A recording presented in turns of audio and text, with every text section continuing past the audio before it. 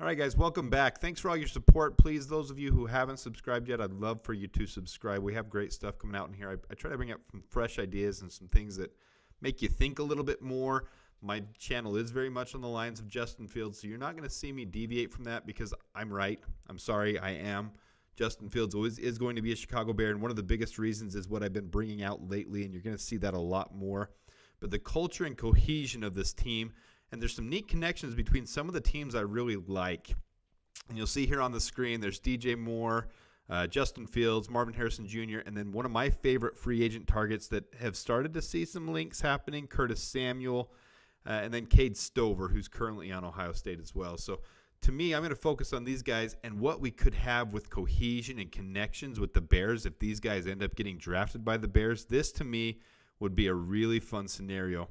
But the first thing that got me really started thinking about the culture and the cohesion of this team, well, really it was when Ryan Poles came out and said that Matt Eberflus is his guy. But then after that, what happened was when the Bears signed Chris Beatty to be the new wide receivers coach, it got me thinking. Now, obviously, he earned that job on his own merits. It's not his connection to djmoore, so it's stupid to insinuate that at all. He is one of the most talented wide receiver coaches in the league. Everyone says it's a brilliant hire. He's done amazing work. But the connection he has with djmoore, in my opinion, does bring some culture and cohesion. Anything you can do within an organization, all this stuff brings me back to like in college when I was studying as a business major. The culture of an organization, the cohesion you can have, those things help with that. And it goes all the way back into the middle of the season when you saw this team struggling a little bit. You saw the team having some difficulties. Ryan Poles and Matt Eberflus more in the press conferences as he took those darts and those arrows coming at him, he talked about in the locker room. Those guys are tight. I mean, that's something if you go back and look at press conferences, you'll see that constantly. He said that verbiage. These guys are tight. These guys are tight. These guys are tight. You hear it just like that. Go back and watch over and over. I've watched so many press conferences over and over again. It's ridiculous. He does. And at the time, you got thinking, and again, you got ridiculed for it by the Bears fan base and whatnot. But that was the culture they were establishing. And in my video earlier, I brought this up, that Justin Fields is the culture of the Chicago Bears. He's not part of the culture. He's not a part of it. He is the culture of the Chicago Bears.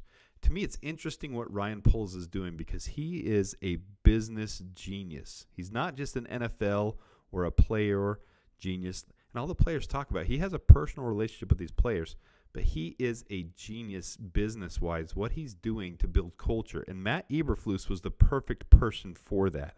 You can have your hoorah-rah coaches. You can have your different coaches that players think different things about. But if you listen to the players on this team, they really do love Matt Eberflus. And what specifically sticks out is when they were talking to Montez Sweat in the locker room 2 weeks before the season ended, and they were asking if Matt Eberflus has a direct impact on him, and he was praising and going off on Matt Eberflus about how special he is. He was saying, rarely do you see guys that can coach and call the plays and have that type of relationship with the players. And he was going out of his way to praise Matt Eberflus. And that's a big part of why he's being retained. It's the culture of this whole thing. So let's look at some of these players. Well, and there's this 1 + 2 = instead of 6. I'm going to put Lombardi trophies up there because I really think the culture of this team is on its way. But that is one of the things.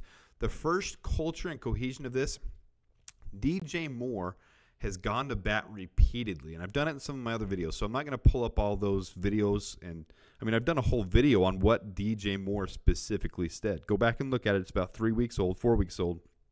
Might even be 5.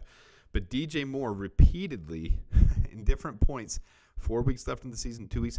I don't see why you guys are saying he's the quarterback. What are you talking about? He's the quarterback. He is the quarterback. djmoore has had his back the whole way. So there's the beginning of your friendship. This friendship is important. And then you look at these guys from Ohio State. We only have one player from Ohio State on the team right now, and that's fine. It doesn't matter where they come from.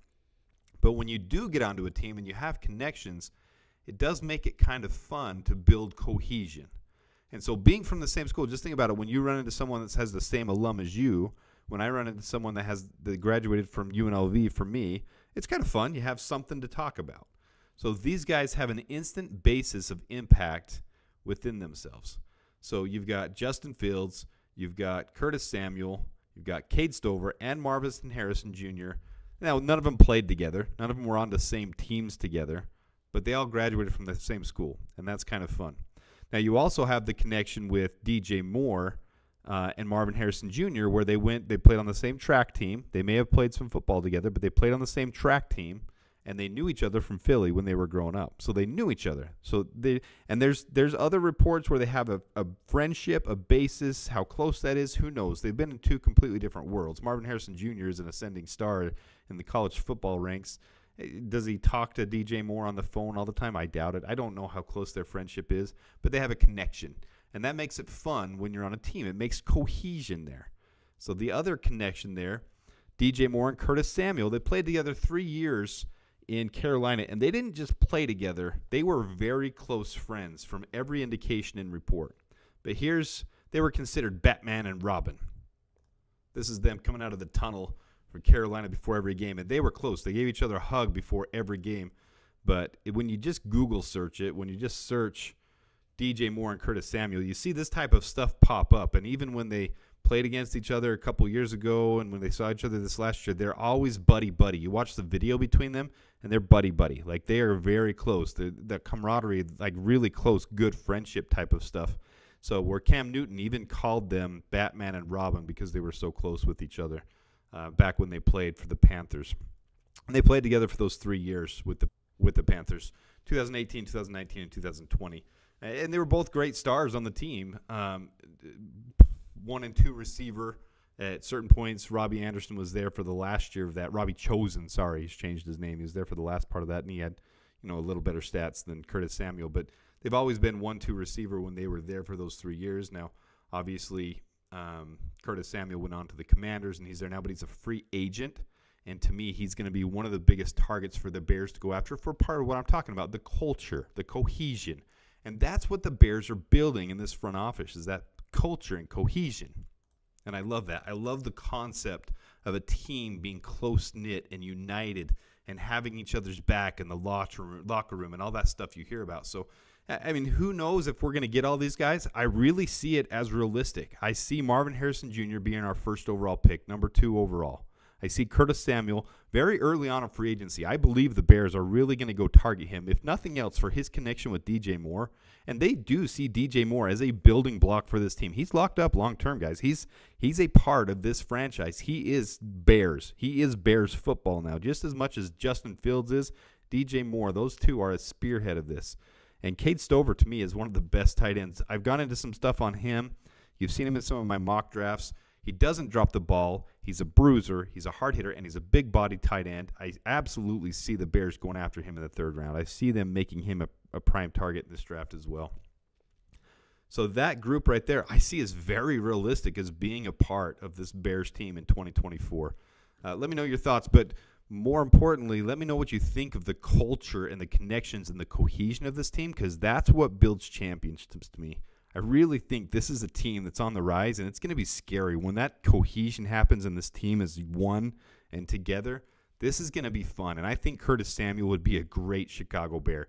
I think he would play a purposeful and beautiful role with this team and help Justin Fields take that next step as well with Marvin Harrison Jr. and all these guys. So those are my thoughts for the day. Hope you guys are having a great day.